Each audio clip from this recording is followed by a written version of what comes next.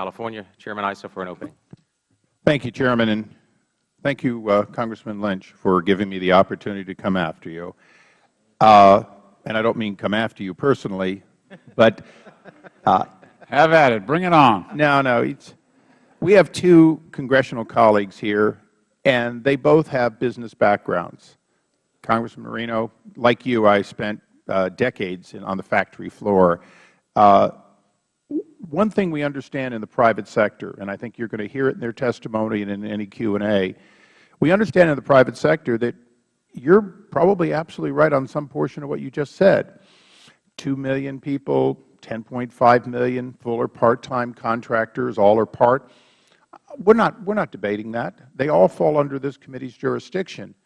The real question is, how are we getting the best value?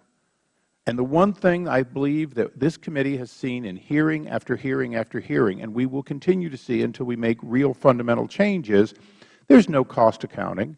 Now, in the previous time under President Bush, I sat on this committee and other committees, and rightfully so, I saw them not do cost accounting. They simply hired a bunch of people to get us through the early days of the war. And on this side of the aisle and on your side of the aisle, we started complaining that, well, where's the cost justification for this and that? Why is it cost hundreds of dollars a gallon to bring a gallon of fuel out to the combat end of the line? The real question is not, is there waste in government? We exist because there's a tremendous amount of waste, and we have done very little to deal with it. Now, as we look at attrition or changes in the Federal workforce, including an end to arbitrary insourcing, which is what's been happening under the Bush administration, arbitrary insourcing. They tap contractors on the shoulder, tell them their contract is going to be ending, and they say, we'll give you a pay raise if you come work for us now. Felony, stupid behavior for anyone to do. And we have business people here who will explain exactly how stupid it is to arbitrarily pay more than you need to.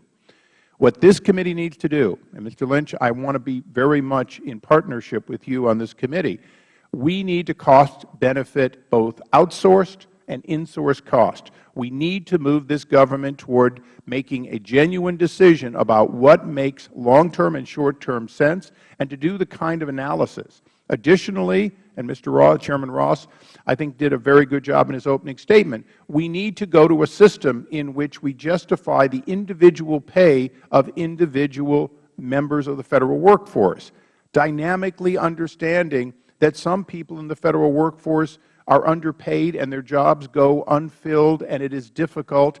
We have seen this before. Some, their jobs become less valuable, but the scale and the system has no flexibility even for new hiring. We need to change that.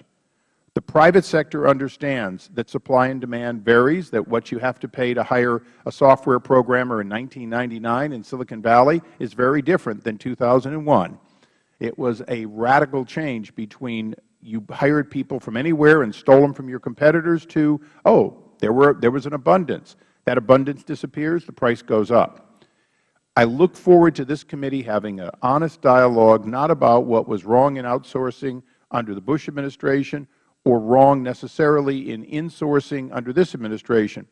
We have an obligation to get it right, to figure out how sensible government accounting can in fact put, using your numbers, 12.5 million full or part-time jobs to better use at better value for the American people. I believe this is a good start today. I believe we have the right witnesses to help us set the tone for why it's not about how many workers we have in-house or how many contractors we have out-house. The question is, are we getting our best value? And until we have a system that we can all be confident on a regular and constant basis makes those decisions, those, if you will, dynamic scoring so that we get the best value, we're not going to right-size the Federal workforce in-house or get the best value from our contractors out of the House. I look forward to working with this entire committee. This is the most legitimately bipartisan issue we will have on this committee.